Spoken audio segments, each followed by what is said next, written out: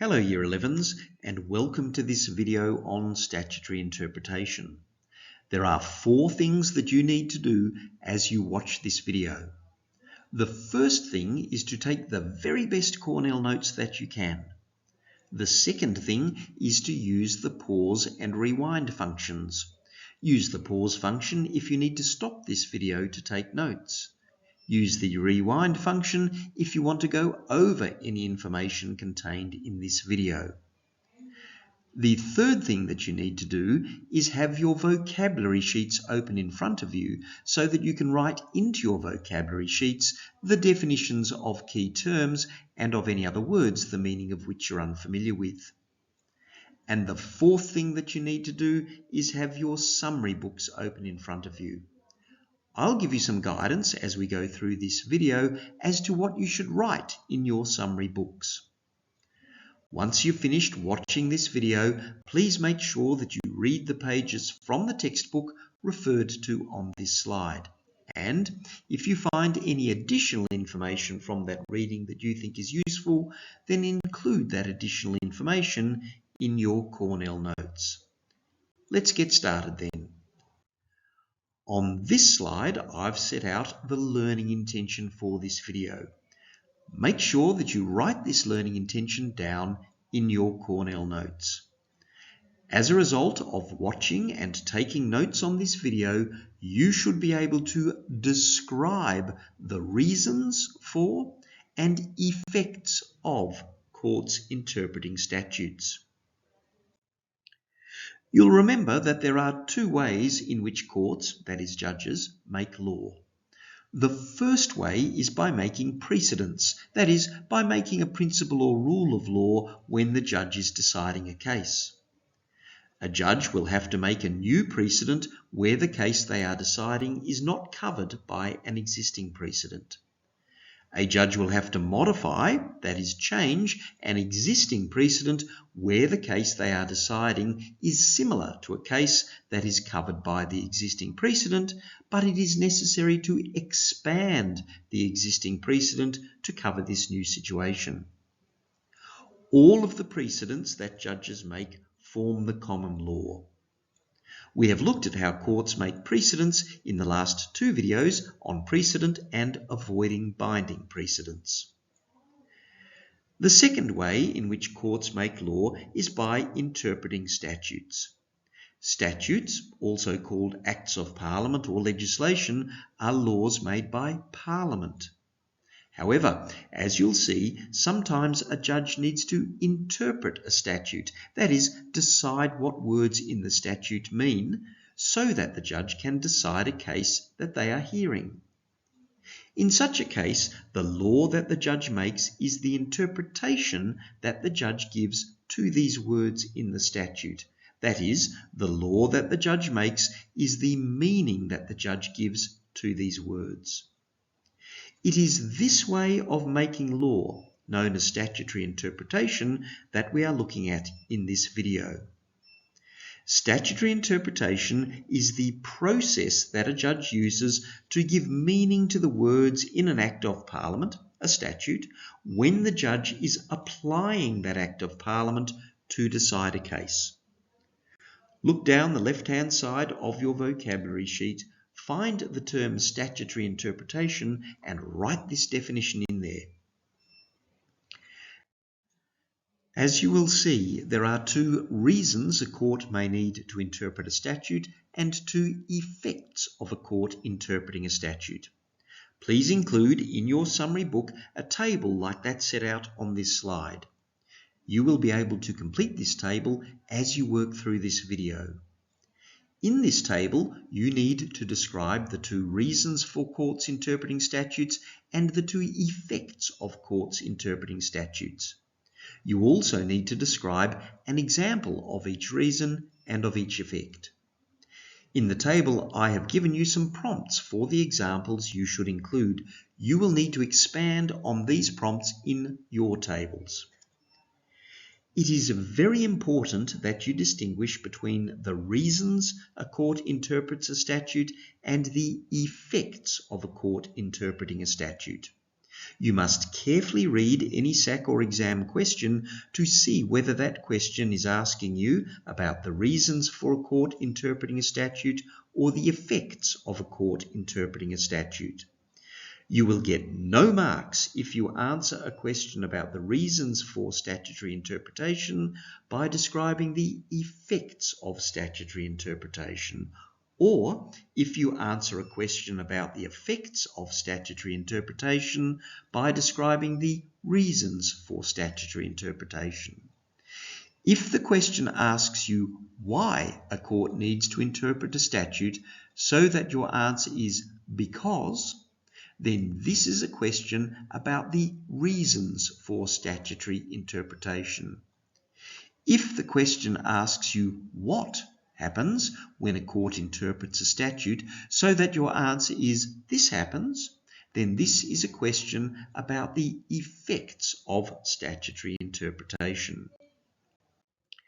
Let's start off by looking at the reasons for statutory interpretation.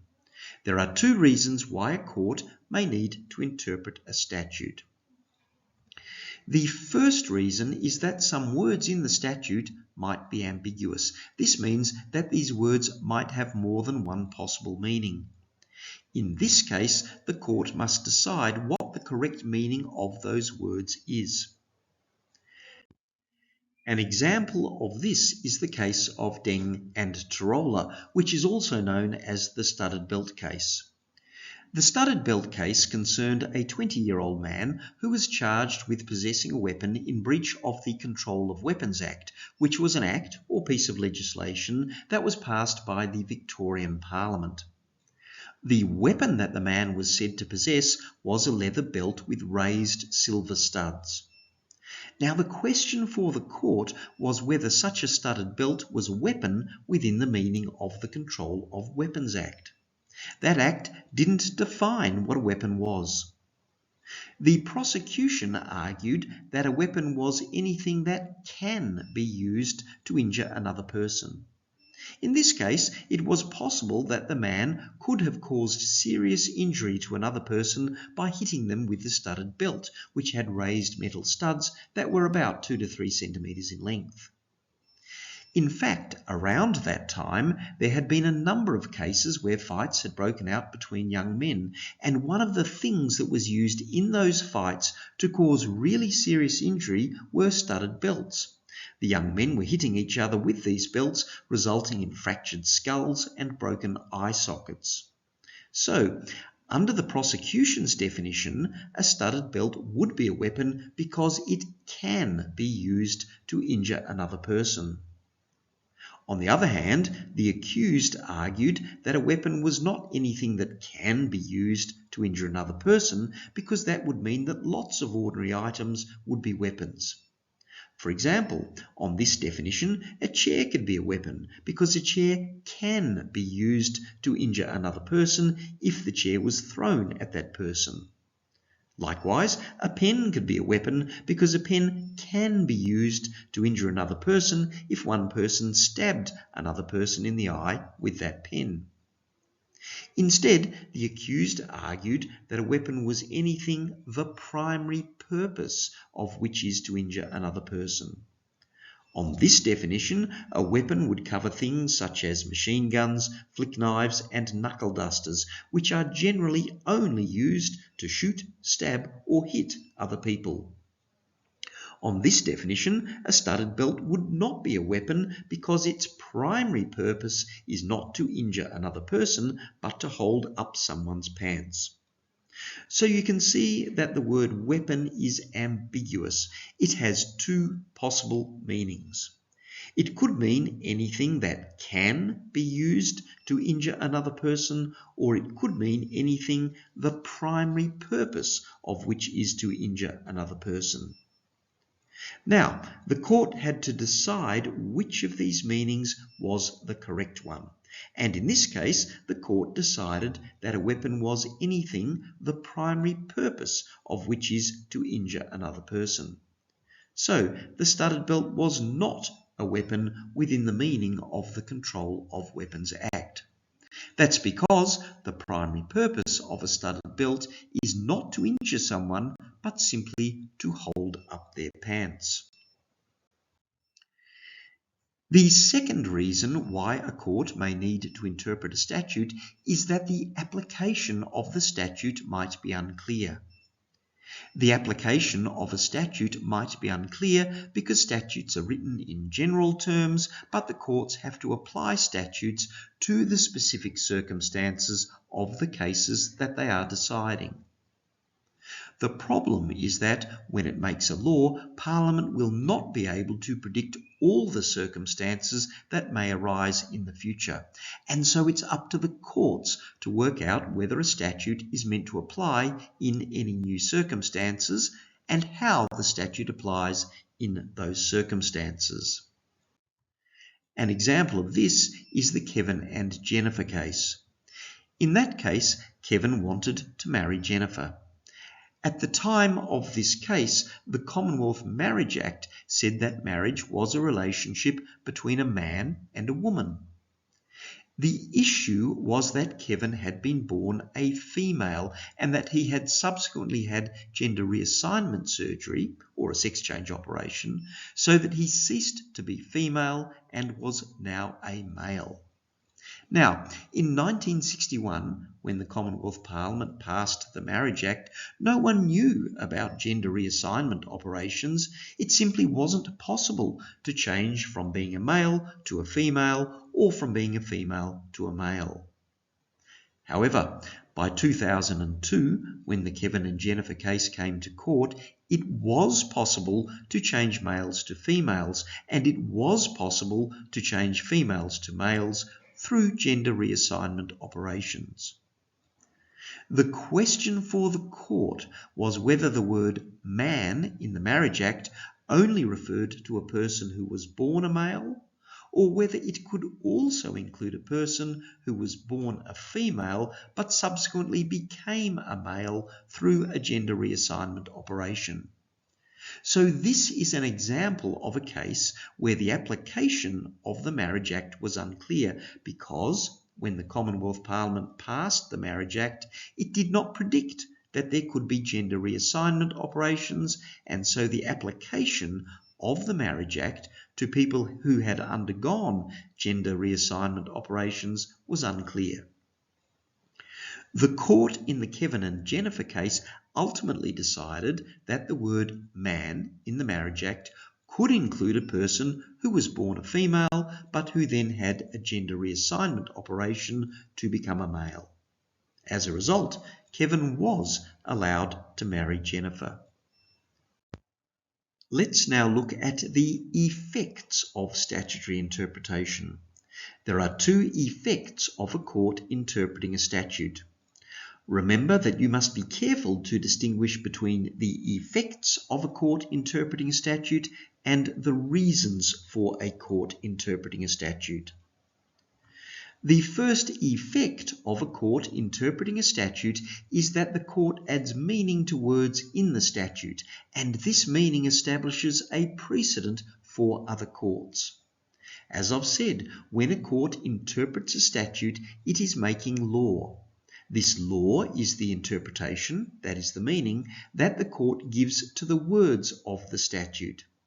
Just like any other court-made law, where a court determines the meaning of a word in a statute, that meaning sets a precedent. This precedent will be a binding precedent for lower courts in the same court hierarchy as the court which interprets the statute. What this means is that the interpretation of the word by the court is an interpretation that must be applied by all courts that are lower in the same court hierarchy when they are deciding a case where the lower court has to decide the meaning of that word in the statute. However, this precedent will be a persuasive precedent for other courts, such as a court in a different court hierarchy or a higher court in the same court hierarchy, when those other courts are deciding a case in which they have to decide the meaning of that word. The second effect of a court interpreting a statute is that the court's interpretation of the statute can either narrow or broaden the operation of the statute. We can demonstrate this effect by looking at the case of Deng and Tarola, the studded belt case, and the Kevin and Jennifer case. In the studded belt case, the court interpreted the word weapon in the Control of Weapons Act to mean anything the primary purpose of which is to injure another person. This interpretation narrowed the operation of the Control of Weapons Act because it meant that fewer items would be weapons than if the word weapon meant anything that can be used to injure another person. This is because, under the court's interpretation of the word weapon, things such as machine guns, flick knives, and knuckle dusters are weapons, but other things that could be used to injure another person, such as studded belts, are not weapons. Conversely, in the Kevin and Jennifer case, the court interpreted the word man in the Marriage Act to mean not just a person who was born a male, but also a person who was born a female but subsequently became a male through a gender reassignment operation. This interpretation broadened the operation of the Marriage Act because it meant that more people would be considered men and therefore more people would be able to marry. The final point to note about the effect of a court interpreting a statute is that where a court interprets a statute, it does not change the actual words of the statute. Only Parliament can change or amend the words in a statute. What the court is doing is simply adding meaning to the actual words of the statute. So be very careful about your language. Never say that a court changes the words in a statute. Instead, say that a court changes the operation of a statute by giving meaning to the words in the statute. That brings us to the end of this video. As a result of watching and taking notes on this video, you should now be able to describe the reasons for and effects of courts interpreting statutes. Remember to be very careful to distinguish between the two reasons a court interprets a statute and the two effects of a court interpreting a statute. You now need to read the pages from the textbook referred to on the first slide of this video. And if you find any additional information from that reading that you think is useful, then make sure that you supplement your Cornell notes with that information. Thank you for your attention.